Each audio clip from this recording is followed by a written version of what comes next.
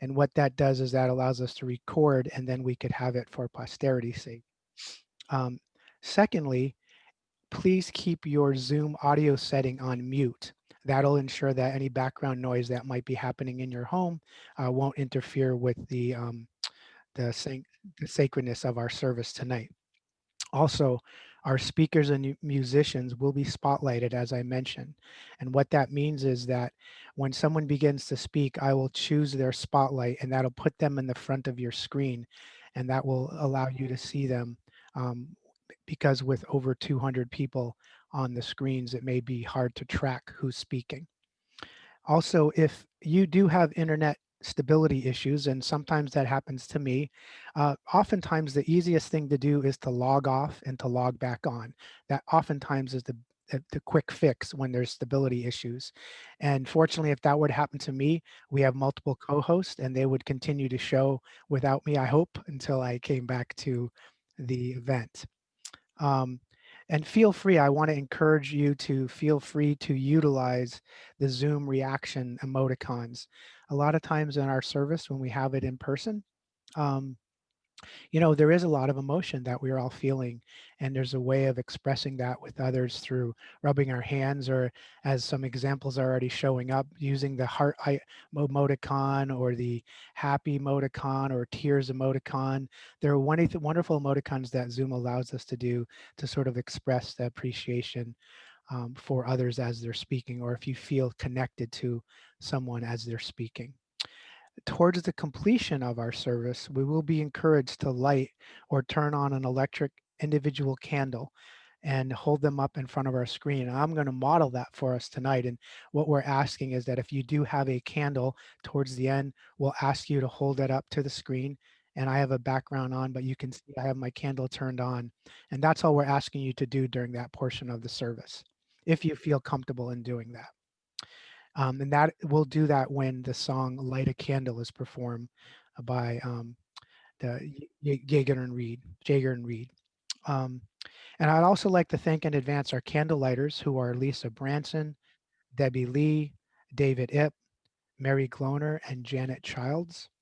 And I also want to thank our speakers and readers and some of the logistics technicians, Shelly Gillen, Marilyn Price Mitchell, Angelica Houston, and Kathy Merkel Raymond. And of course, I want to appreciate our musical talent, Judy Jaeger, Bob Reed, and Stephen Espanola.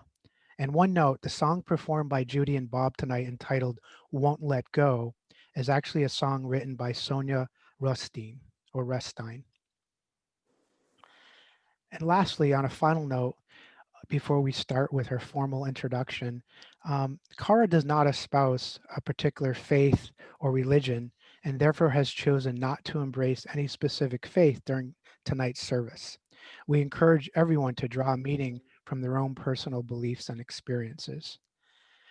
And lastly, as a recipient of Cara's services, I'm personally grateful for the original volunteers and founders who've had it on their hearts to serve those grieving the community. In particular, in what will be my 11th year participating, I have found this remembrance service to be a special part of my own healing journey. So I hope that your time here tonight is meaningful and brings each of you a modicum of comfort. So thank you. Shelly Gillen will lead us off with a welcome.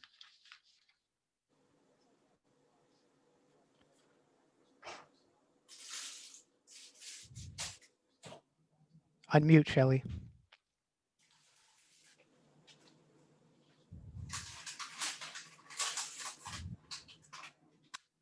Okay. All right.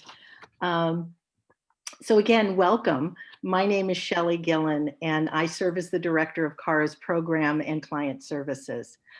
Our candlelight service holds a special space for us as we remember those who were part of our lives. In this new online format, we join together to honor and remember those we hold in our hearts but are no longer with us. Our evening together is an opportunity to intentionally remember and honor those who have gone before us. Not to suggest that we don't individually remember them on a daily basis, but there's something powerful about joining together as a community to do so. For some of us, our losses are more recent, and for others, perhaps they occurred years ago. Regardless of the timing or even the circumstances, coming together as a community to remember and honor is deeply meaningful. And it does help each of us to navigate our unique grief journeys. Tonight, we would like to acknowledge the losses of those whom we don't know in our community and in others, in our country and across the globe, who we are suffering and living with grief.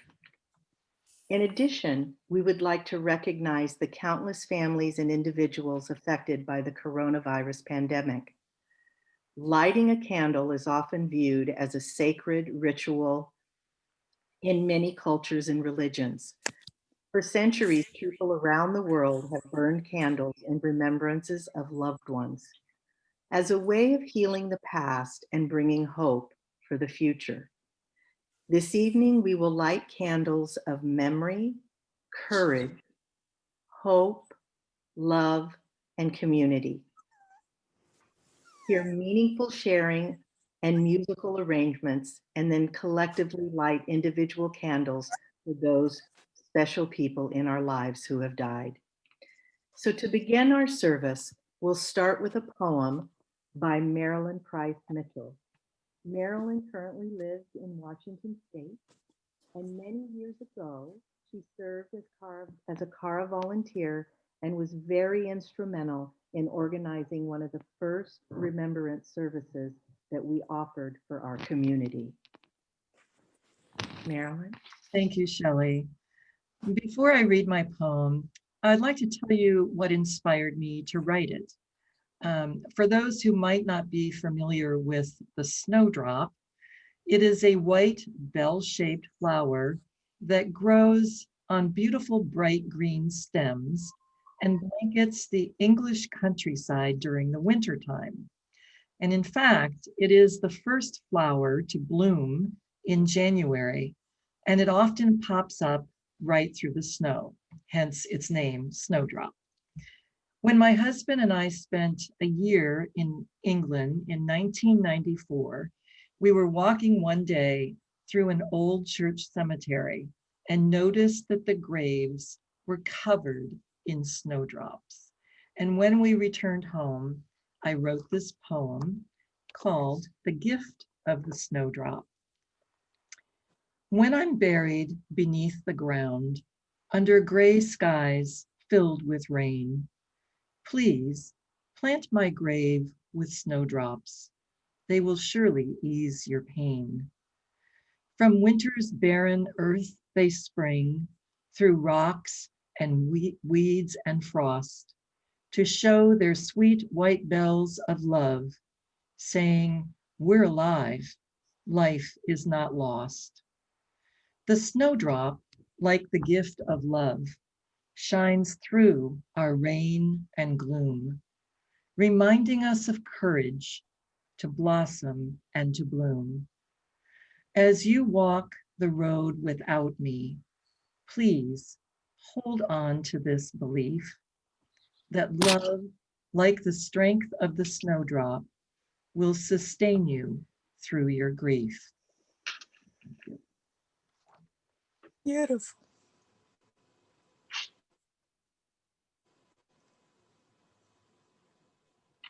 Thank you so much, Shelly, and thank you so much, Marilyn. Appreciate your sharing as we start our service this evening.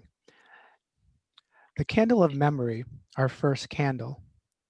It has been said that a memory is a photograph taken by the heart to make a special moment last forever. While the deaths of those we now remember have left deep voids in our lives, it is our memories of them that help us keep their spirit alive, even while they are no longer with us. These special memories can make us laugh or smile, make us cry. They can agitate us or make us angry. They can strengthen us and give us confidence, even make us strive to live differently. The candle of memory tonight represents those sacred memories, those photo albums ingrained on our hearts that will forever shape and impact our lives. Tonight, the candle of memory, is being shared by Lisa Branson in honor of Heather and Jason Brinkerhoff. Lisa? I have learned a great deal about life from one of my favorite teachers, Winnie the Pooh. He once said to his friend Christopher Robin, "As soon as I saw you, I knew an adventure was going to happen." 10 years ago, I met my friend Heather, and a great adventure began. Little did I know that Heather would imprint on my heart and change me forever. We had adventures big and small. We hiked, we camped, we used nature as our bathroom every chance we had. We shared our love for our families. We helped each other when life knocked us down. We could finish each other's sentences. When my nephew died by suicide 3 years ago, she stood at my doorstep and said, "I don't know what to say, but I just want to give you a hug." She was my person, and I was her person. Along the way, Heather got married, and I loved her husband, Jason, for the man he was and for how much he adored my person, Heather. They were both full of life, adventure, and love. Heather and Jason both died 2 weeks apart in March of 2020. Jason from brain cancer, Heather from pancreatic cancer. Jason was 45, Heather was 41. Looking back on my adventures with Heather, I'm reminded of a wise comment from Winnie the Pooh. He said, "We didn't realize we were making memories. We just knew we were having fun." I certainly had my share of fun with Heather. I had no idea we were building memories that would one day be the salve for my deep grief. She loved to laugh, and nothing brought her greater joy than pranking someone. We had been known to run around our homes with masks on, just to get a fright out of our families. Heather would have been 42 last month. On her birthday, while I was out for a walk, my daughter hid in the bushes wearing one of Heather's masks. She jumped out at me, and of course I screamed, and I laughed, and then I cried. Today, I know my adventures with Heather were memories being etched into my heart. When Heather was sick, I would often feel a deep, sharp pain in my chest. Sometimes that pain is there today, and sometimes I feel a memory swimming around that I can grab onto. My memories of Heather call up a tapestry of emotions simultaneously. I find myself feeling deep sorrow for losing her, accompanied by a smile for the memories that we share. It is my memories of Heather that spill into the deep void that she left, bringing me moments of gratitude that she was my person. Heather and Jason's lives ended tragically and too soon. In a strange way, it felt fitting that COVID would strike in March, the month they both died. My world felt like it came to a screeching halt. The outside world seemed to mimic how I felt. Christopher Robin once said to Winnie the Pooh, "Sometimes good things come to an end, but here's the secret," he said, "memories are forever." I knew life as Heather's person was a cherished adventure. What I didn't know is how her death would forever alter and transform my life. I am not the person I was. I never will be. What grounds me is knowing the memories I share with Heather are unchanged and will endure forever.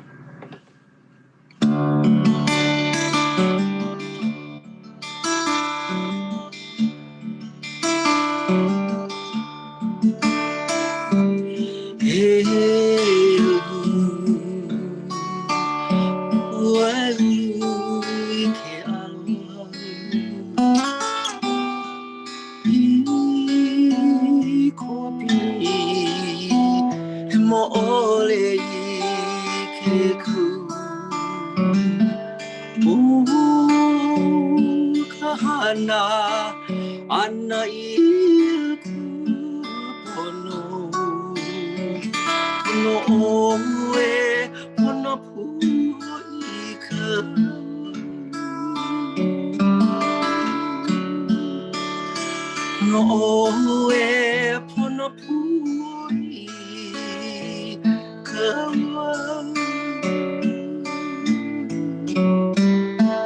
He ke aloha e maliu e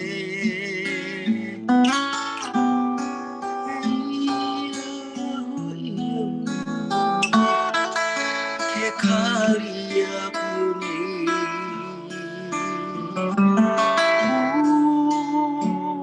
Kai ke ua noa kana He nani ka ini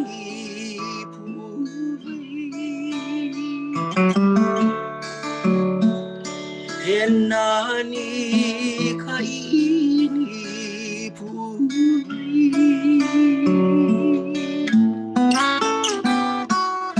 He ke aloha e maliu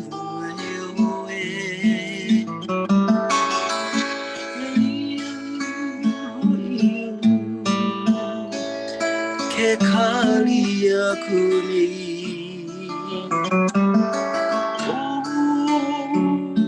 Kai ke ua noa kamana He nani ka ini puwai He nani ka ini puwai He nani ka ini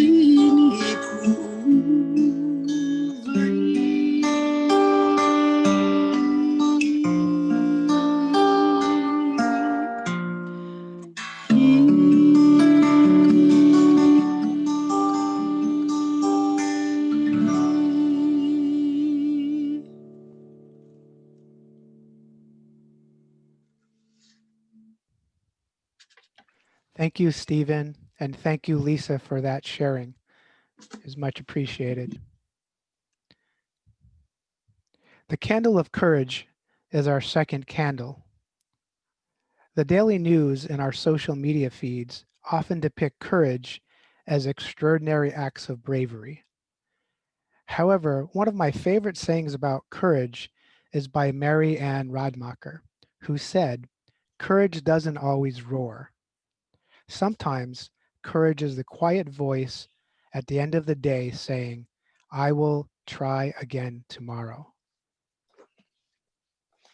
A definition of courage that I particularly like is having strength in the face of pain or grief. It is quite fitting that the definition includes the perspective of grief, as we know that reaching out for help when you're bereaved is truly a courageous act. We see it firsthand when folks call or email us for support at Cara.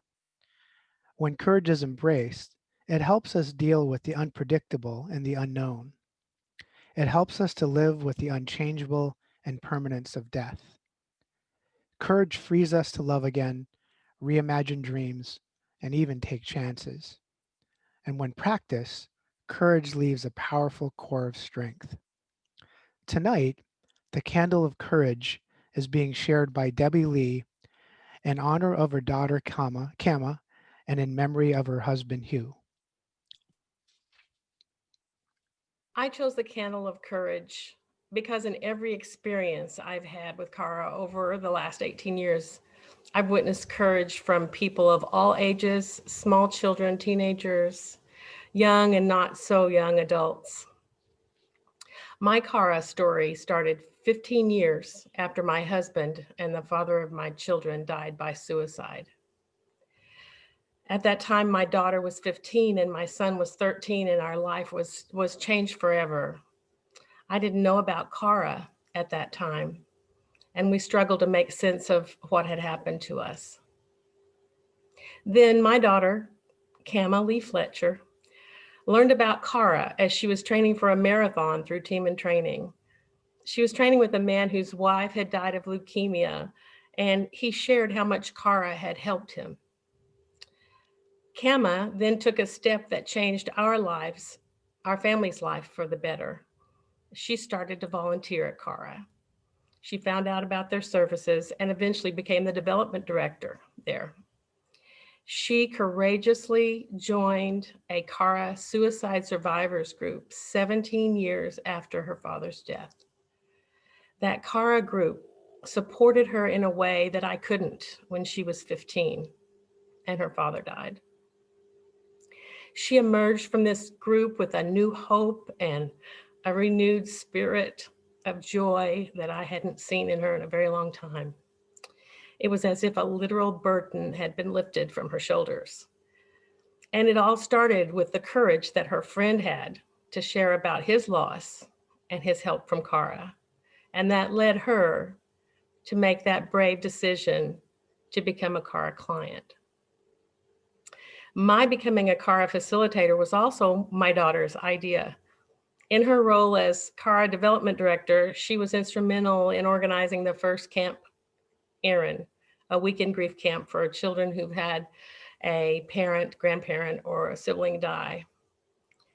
She asked me to take the Cara training and become a camp counselor. I wasn't sure I could do it at first. Working with grieving children seemed so hard. But her faith in me and her courage in taking on this new work for Cara convinced me that I could do it. Camp Erin, which is now Camp Cara, it's difficult to describe the intense emotion and pride and awe that I experienced watching these children from preschool age to teenagers come together and support each other as they share their experiences of loss over that weekend.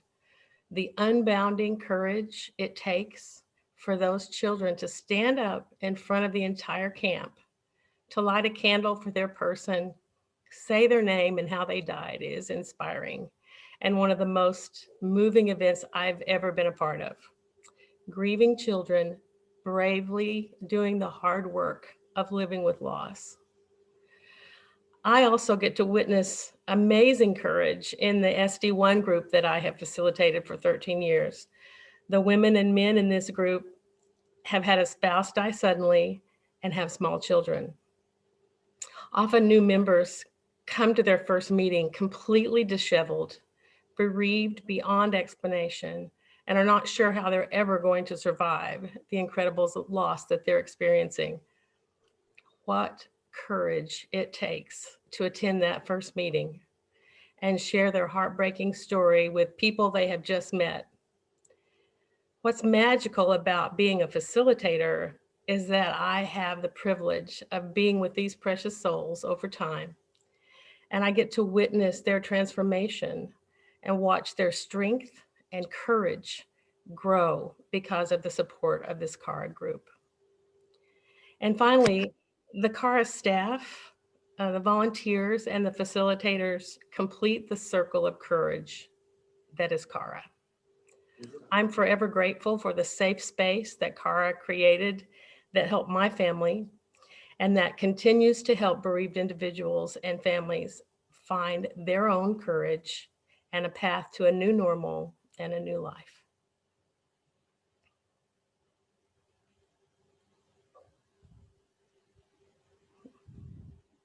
Thank you so much, Debbie, for those wonderful thoughts. Appreciate your sharing with us this evening.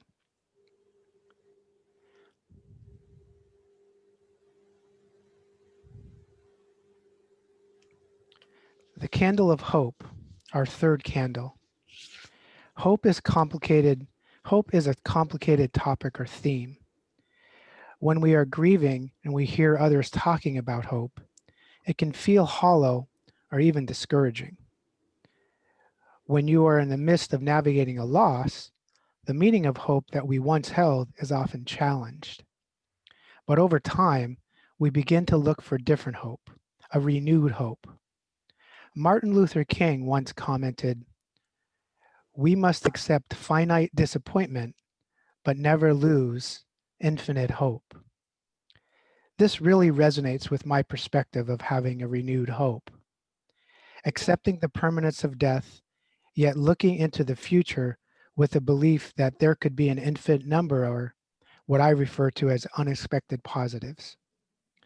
The candle of hope tonight represents that renewed hope we yearn for as we travel along the road of loss. The hope deep within each of us, believing that we can get through the challenges of the trip and embrace a destination we've not been to before. Tonight, the candle of hope is being shared in both English and Spanish by David Ip in honor of his father Tak. David? Thank you, Jim.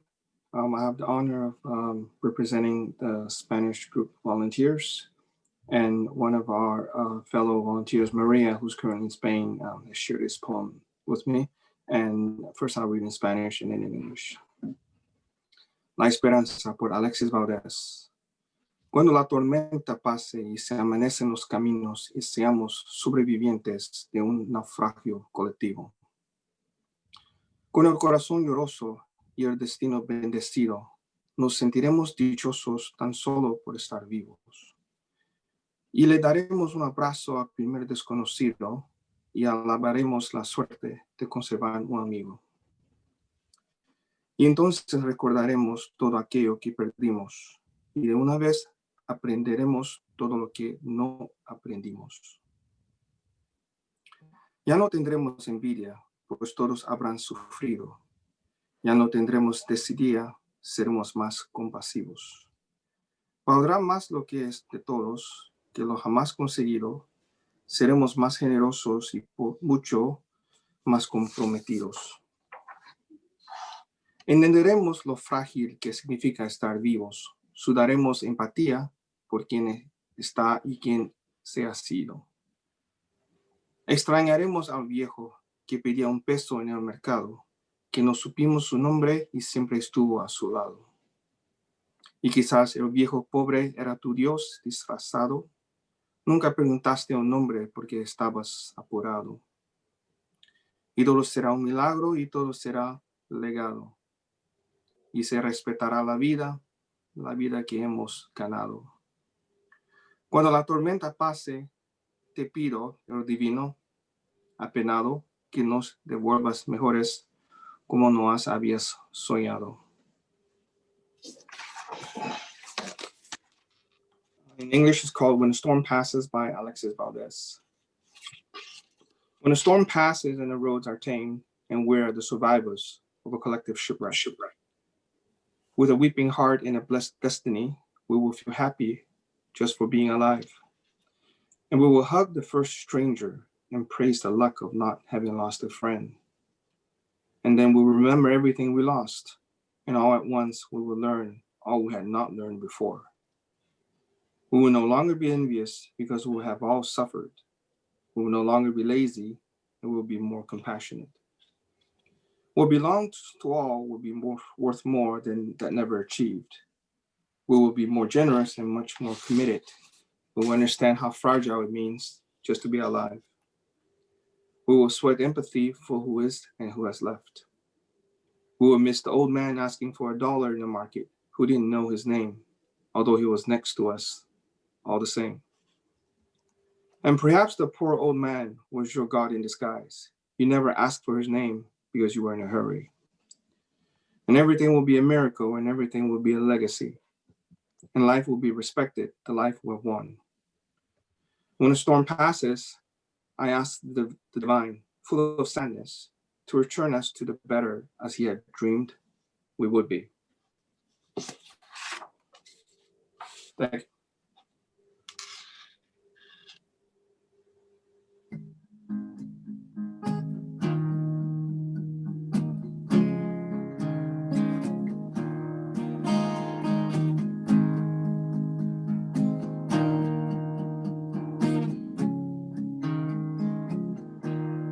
Very first time learning to ride without the training wheels or you by my side. Down a steep hill, took a right, there was a car coming at me and one from behind, and you said don't let go, just hold on, keep your eye on the road and your heart in the song.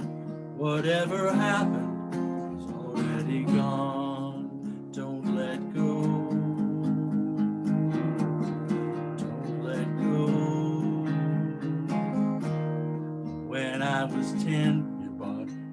guitar. And I said, Dad, I'm gonna be a big star. And you said, son, you gotta practice real hard. But to me, you already are. Don't let go, just hold on. Keep your eye on the road and your heart in the song. Whatever happened is already gone. Don't let go. Don't let go. Then she took you to the doctor, get you checked out to see what those headaches were really about. When I got back, I feared the news was bad. Now I'm saying these words to you, Dad. Don't let go, just hold on. Keep your eye on the road and your heart in the song. Whatever happened is already gone. Don't let go. Don't let go.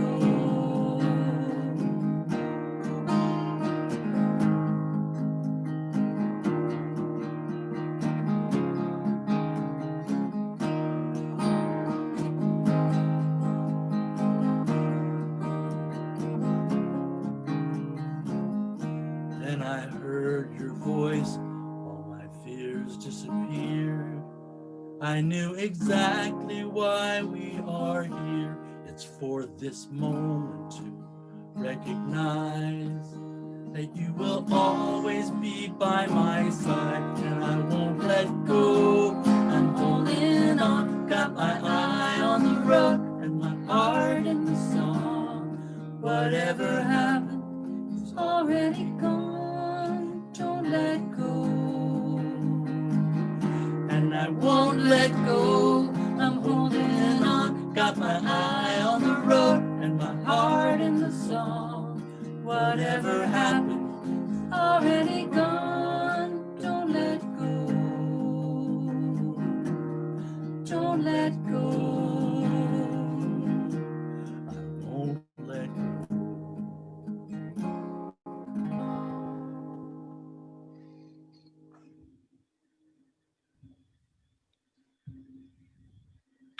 Thank you, David. And thank you, Judy and Bob, for the wonderful sharing and the wonderful song. Appreciate it so much. And I know that many people are using the emoticons to express their appreciation. I encourage everyone to do that. As we get used to using this format, hopefully that comes a little bit easier. Now we'll move to our fourth candle, the candle of love.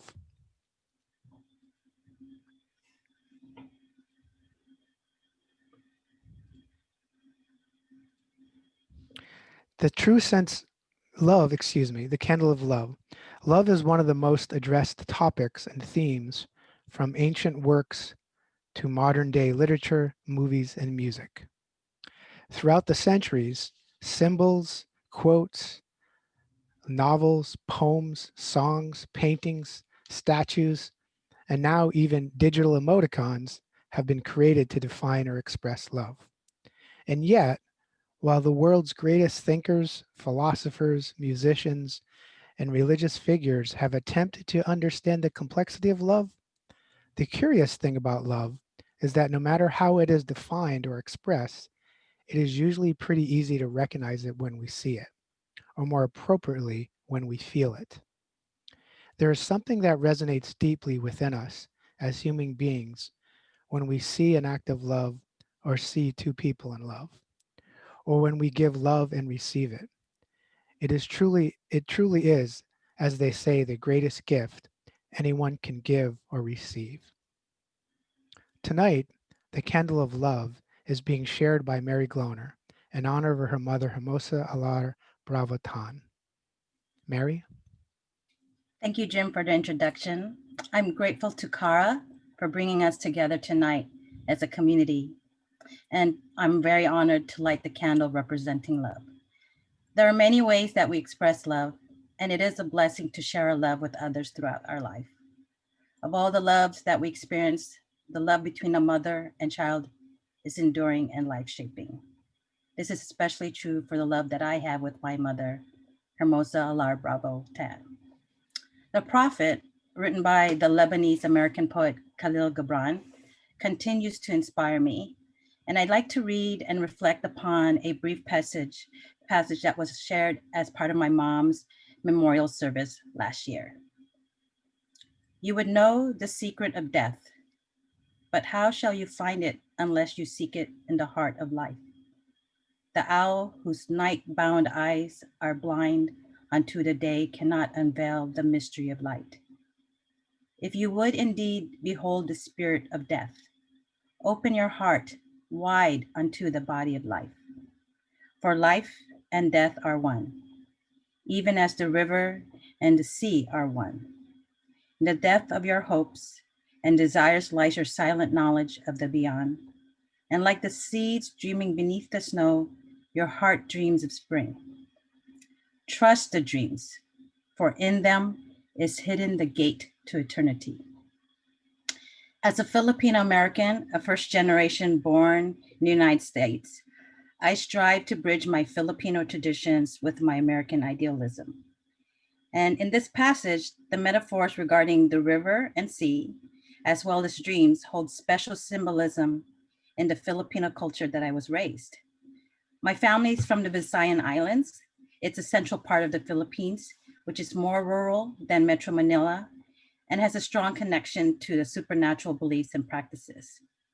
I share with you in my background 3 images of rivers that play an important role in performing rituals to fulfill my mom's wishes.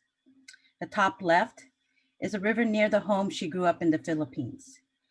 The bottom left is a river in Big Sur where we spent her first birthday after her death. And in the bottom right is Penitencia Creek in San Jose that I symbolically bathed in 3 days after her burial. And in regards to dreams, my Lola, or grandmother, taught me at a very young age, and my mom continued to reinforce throughout my life, and I continue with my own cousins and the future generation, that when we dream of someone who has died, it is their way to visit us from the afterlife. So thank you for letting me share my mother with you and my culture as well. Thank you. Thank you so much, Mary.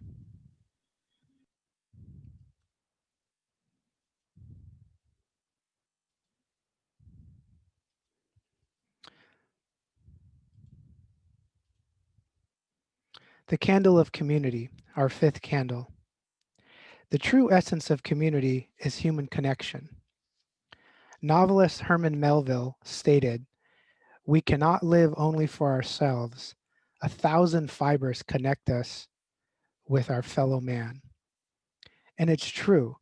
Deep in our souls, we understand this, even if we are unaware of it on the surface. Think about it. When our neighbor gets sick, we feel something inside of us. When our colleague at work experiences a tragedy, we are moved in our hearts. When we hear about a death in the community, we rally and support the grieving, often collectively. We bring flowers, make dinners, run errands, donate sick leave, become advocates, and put those who are suffering above ourselves. Many of us have been the recipient of those kind of acts and have witnessed firsthand the power of human connection and care. Tonight, we are all connected by the thread of loss, each here remembering those special people in our lives who have died. And simply by being present, we are caring for and supporting each other. Tonight, the candle of community is being shared by Janet Childs in honor of our collective community together. Janet? It is my honor to be here at this amazingly sacred and holy ceremony that we are having to honor our loved ones and the love that never dies. I want to just honor the Kara community, honor each and every one of you for what you bring.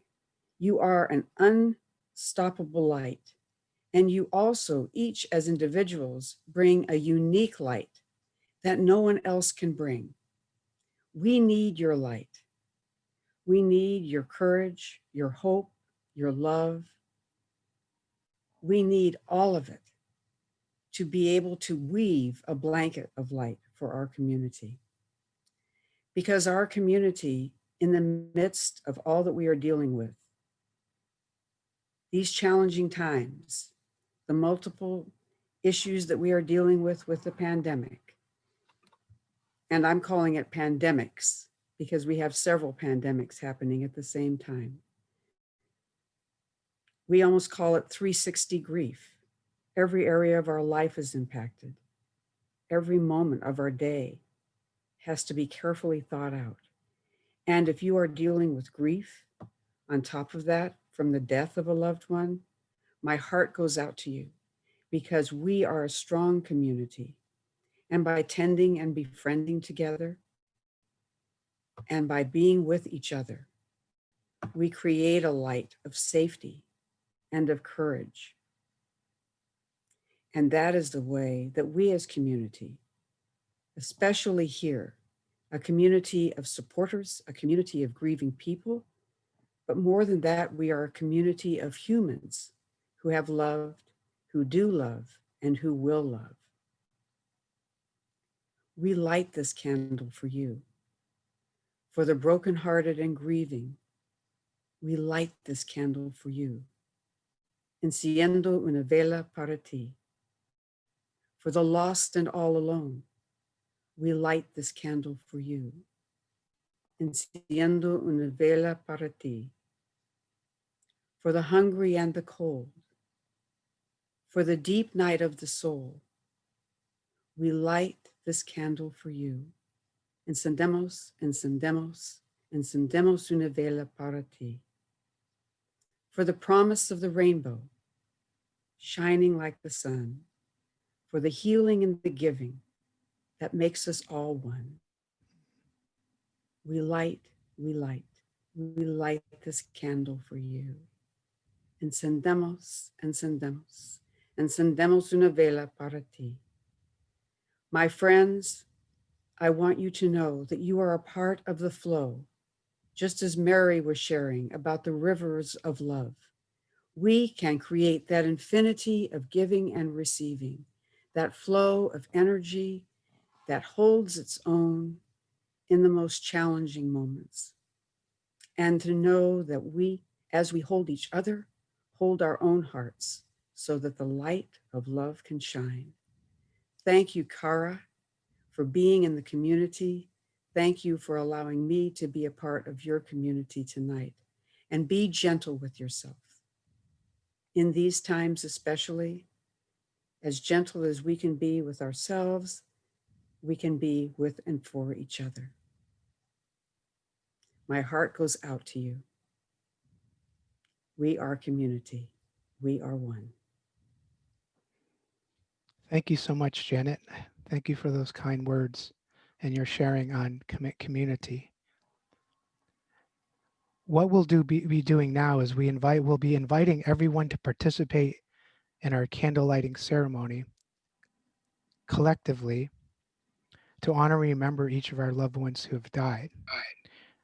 We'll start the ceremony with a reading of a poem called We Remember Them, followed by a song written and performed by Judy and Bob entitled Light a Candle. At the start of or any time during the song, please feel free to light or turn on your individual candle and share it in your video screen if you feel prompted to. At this time, I'll ask Angelica Houston to share the poem with all of us. We remember them. At the rising of the sun and its going down, we remember them. At the blowing of the wind and then the chill of the winter, we remember them. At the opening of the buds and in the rebirth of spring, we remember them. At the blueness of the skies and in the warmth of summer, we remember them. At the rustling of the leaves and the beauty of the autumn, we remember them. At the beginning of the year and when it ends, we remember them. When we are weary and in need of strength, we remember them. When we are lost and sick at heart, we remember them.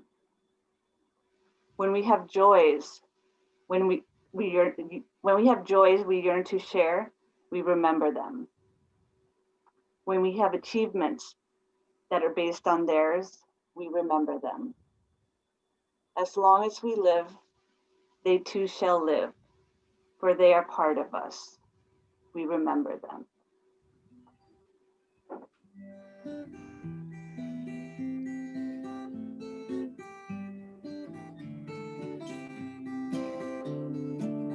Some days can cut, some nights are fragile. The shadow of despair lives in between. Some days are lost, some nights are never ending, trying to close up and not be seen. Light a candle, Be the flame. drive away the dark. Light a candle, Be the flame. deep in your heart. Light a candle, Be the flame. let hope be the spark. I have known pain, I have known suffering, seen it when the shadow grows. Now in your memory, here is an offering, simple ways to keep you close. Light a candle, Be the flame. drive away the dark. Light a candle, Be the flame. deep in your heart. Light a candle, Be the flame. let hope be the spark. There was a time I did not understand. Now through tears I know. What can I do but offer up my hand? A time for stories, a time for listening. Feel the fit of someone else's shoes. Gather together, we are remembering, though it's not an easy thing we do. Light a candle, Be the flame. drive away the dark. Light a candle, Be the flame. deep in your heart. Light a candle, Be the flame. let hope be the spark. Let hope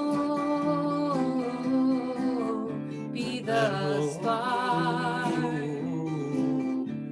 Let hope be the spark. Be the spark. Be the spark.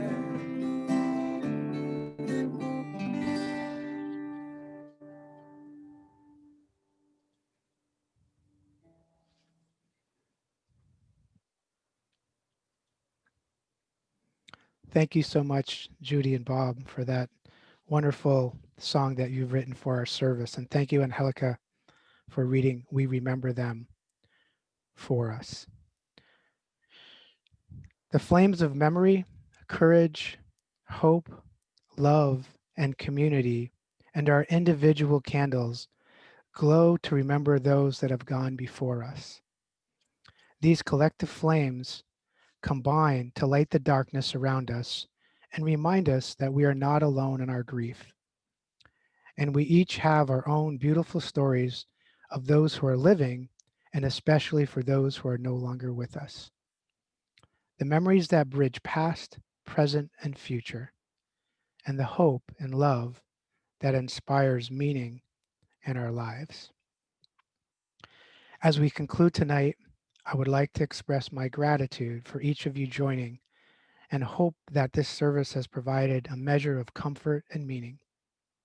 So with that, we'd like to say good night and wish you all well over the holidays. Thank you.